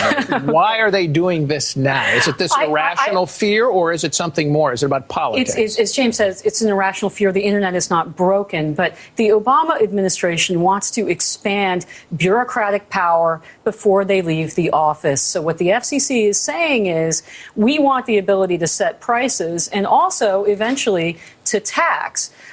So it's like what we saw with Obamacare. It's a bureaucratic takeover, a politicization of healthcare. They've done the same thing in banking. It's part of a larger pattern. Yeah, the way this law allows is it allows the regulators to set rates, terms, and conditions. Now, you can drive a lot through those three words, including price controls and including maybe content regulation. Now, the FCC chairman says will be a light touch. He's promising forbearance for now on the taxes and the price setting. Isn't that what they all say? That's what they all say. It's a massive shift in power, and you're asking where is this coming from? It's basically it's an unholy alliance between progressive activists and Silicon Valley, which is progressive activists like the political control that Mary mentioned. Right. Okay. What about Netflix, Amazon, Netflix, and Google, YouTube, and these? What's in it for them? Well, Google had a change of heart here, because the irony is the administration says, well, we want to help the little guy, but by increasing regulatory uncertainty, what are they going to do? They're going to help the big incumbents. Verizon, Comcast, all the people who are entrenched who have big lobbying interests in Washington, and Google is a great example. Google is trying to compete with these people. So now, and all of a sudden, now Google is against this. So what is in it, though, for these companies like Netflix, which is a huge share Netflix of and web YouTube, traffic? Together generate more than half of Internet traffic. Okay. What they don't want is to have to pay for that service that they're using at market rates. So, and I think now they realize this monster they've created will end up hurting them too, and that's why you see Google stepping back a bit. But the general idea was Silicon Valley wanted Washington to force providers of communication services, broadband networks, to give them a better deal. And what they did is they aligned with progressives who want the government to control the internet. And I think Silicon Valley is going to regret this. I think they're already regretting it. They're already stepping back. But the loser is going to be the customer, because this is going to be more expensive service, less innovation. I mean, the old telephone system, a lot of the young people who are into this movement don't understand. Roughly a century, the technology did not change. You had a choice of a phone, either black or very black. The big innovation after years was you could turn up the volume on the ringer. People do not understand how bad it was and how bad it could be. All right, the only way to change this, though, is if they go through with this, the only way to take it on is in court by challenging it legally, which will be and happen in many cases, and then elect a new government. Yeah, elect a new government. All right, we have to go. We have to take one more break. One thing I want to say is I think that the free market will find solutions around it. And it might even be a whole different style of internet networking. And I think that that's highly possible. But it's still something that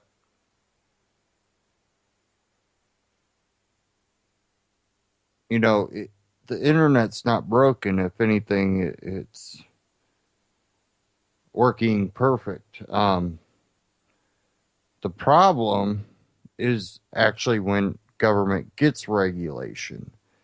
That's when you see the monopolization, the censorship regulation, where the countries that regulate the hell out of the internet are censored.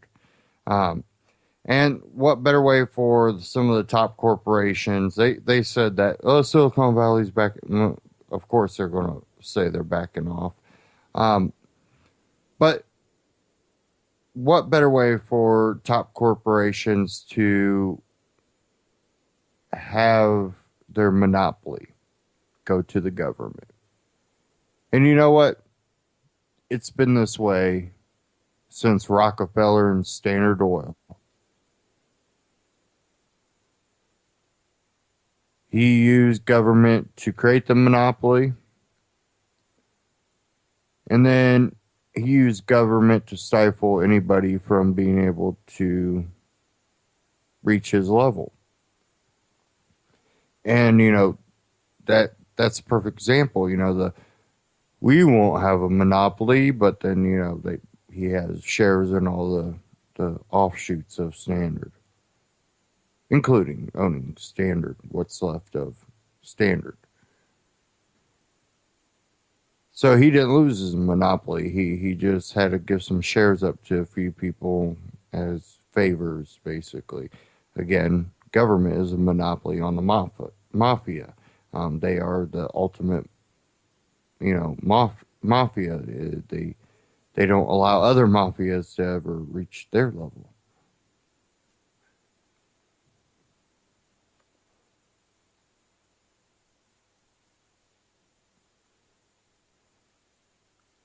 I have one here out of the Washington Post. This is some foreign, the U.S. abroad. Washington Post, U.S. military vehicles paraded 300 yards from Russian border. Moscow, U.S. military combat vehicles paraded Wednesday through the Estonian city that juts into Russia, a symbolic act that highlighted the stakes for both sides amid the worst tensions between the West and Russia since the Cold War. The armored personnel carriers and other U.S. Army vehicles that rolled through the streets of Narva, a border city separated by a narrow frontier from Russia, were a dramatic reminder of the new military confrontation in Eastern Europe. The soldiers from the U.S. Army 2nd Cavalry Regiment were taking part in a military parade to mark Estonia's Independence Day. Narva is a vulnerable border city separated by a river from Russia. It has often been cited as a potential target for the Kremlin if it wanted to escalate its conflict with the West onto NATO territory. Russia has long complained bitterly about NATO expansion, saying that the Cold War Defense Alliance was a major security threat as it drew closer to Russia's borders. The anger grew especially passionate after the Baltic states joined in 2004, and Russia and President Vladimir Putin cited fears that Ukraine would join NATO when he annexed the Crimean Peninsula in March last year. Russia's Baltic neighbors, meanwhile, have said that what happened in Ukraine demonstrates exactly why they wanted to join NATO in the first place. U.S. tanks rolled through the streets of Riga, Latvia, in November for that nation's Independence Day parade. Another powerful reminder of U.S. boots on the ground in the region. United States has sent hundreds of military personnel to joint NATO exercises in the Baltics. NATO nations committed in September to forming a rapid reaction force that could deploy quickly to Eastern Europe if they are invaded. But, you know, what it seems like to me is that they're over there taunting the Russians. A show of force could also be seen as a threat. It could be a threatening move. But this was in a parade, apparently, but it's still a threat, you know. We're on a whole other side of the ocean, but we're over there.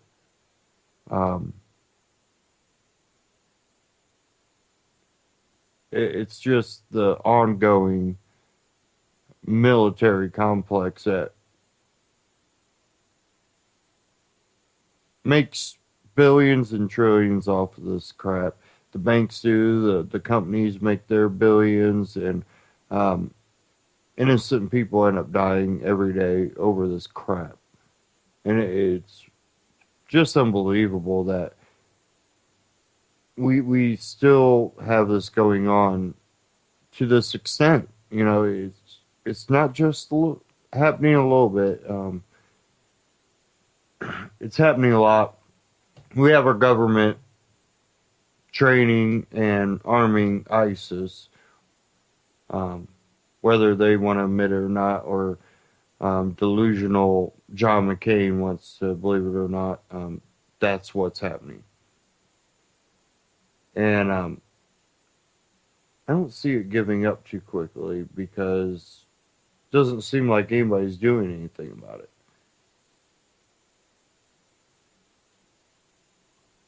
There was a couple other things I did want to get to, but we are getting close to the end of the broadcast here. Something interesting I've seen I'll go ahead and cover. This from thedailybeast.com. How Parks and Rec's Ron Swanson became the unlikely libertarian hero of the Obama era. NBC sitcom Parks and Recreation is about to say goodbye to one of the most indelible conservative characters to ever grace our TV screens, the glorious mustache Ron Swanson.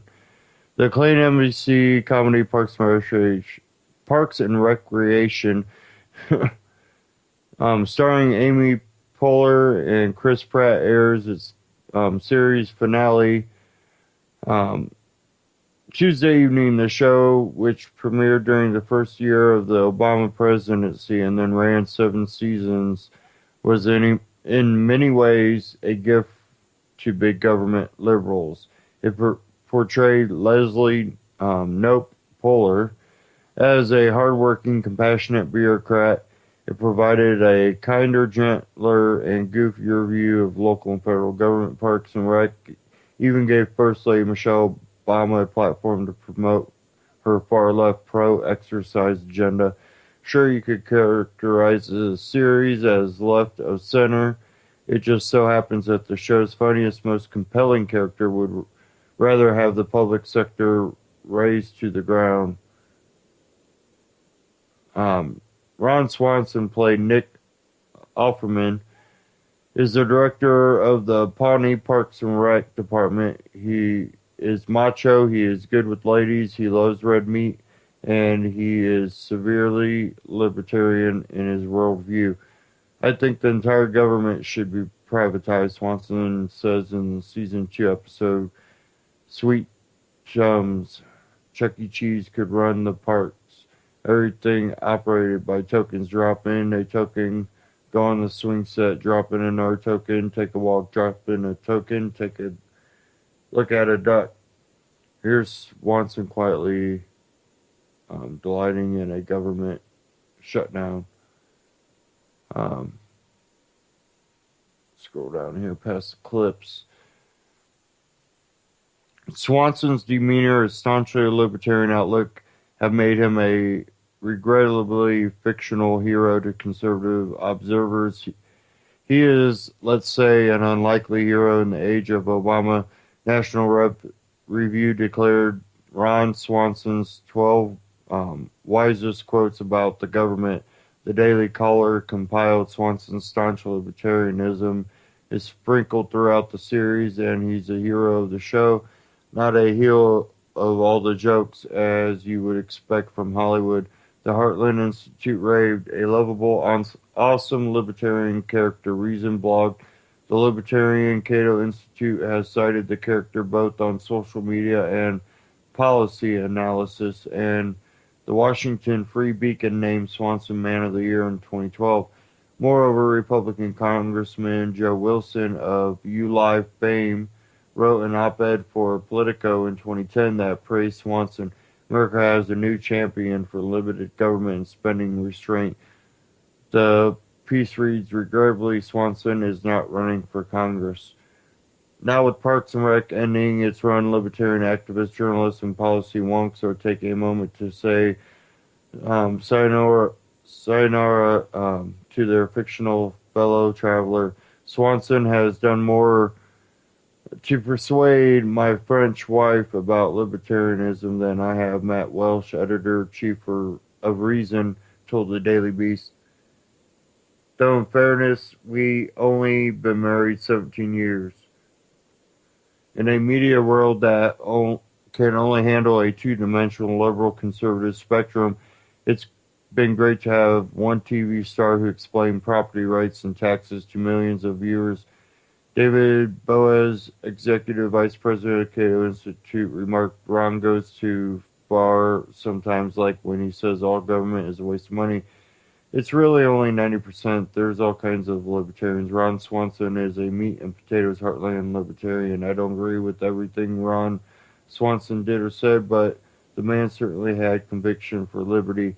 Luke Kenworthy, director of policy engagement at the Koch brothers backed Generation Opportunity, said, Ron didn't just teach us about taxation through a lunchbox demonstration. He also spoke eloquently on the more important subjects like craftsmanship and bacon. And then what we have learned is not just politics, but conviction for one's values as a fellow Hoosier. I admire him for that. Whatever your politics, Swanson, unique personality, something that will be missed from network television. Farewell, Ron, and farewell, Pawnee. Thank you all for tuning in. Hope you enjoyed it, and I'll catch you this Friday. Stay tuned here on UCY for what's coming up next. Take care.